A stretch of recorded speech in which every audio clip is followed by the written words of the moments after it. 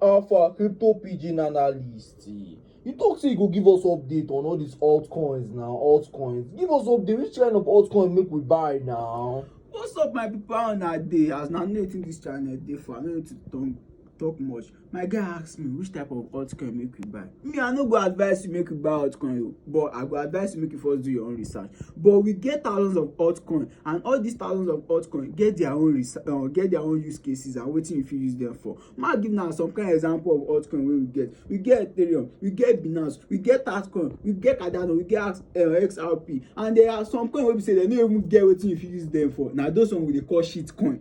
No go put money o. So na why dem dey always talk say make you do your own research. You see this Ethereum, e get value of wetin you fit use am for. The same way you fit spend Bitcoin, you fit spend Ethereum. But this Ethereum, e still get another value inside am wey be say you fit build another coin inside am. You fit do many things with Ethereum. The same way Binance token sef dey, wey be say for their exchange, if you wan transfer from one place to another, na this Binance token you go dey use pay gas fee. Na so we take get this Altcoin school. Altcoin wey be say you fit use am pay for flight, you fit use am recharge, you fit use am pay for DSTV, you fit use am do many things, so on and so forth. We get Luna, see all this coin many, but the thing wey I go like make you do say try dey do your own research. But I go still tell una how una fit do research and how you fit see legit coin wey you fit buy and hold for long term. But more na no worry o, more na stay tuned to this channel. I no need to talk much. You know wetin, see, we dey start from scratch, and from here we go make this money together. But one thing I advise you, no put your mama money for shit coin o.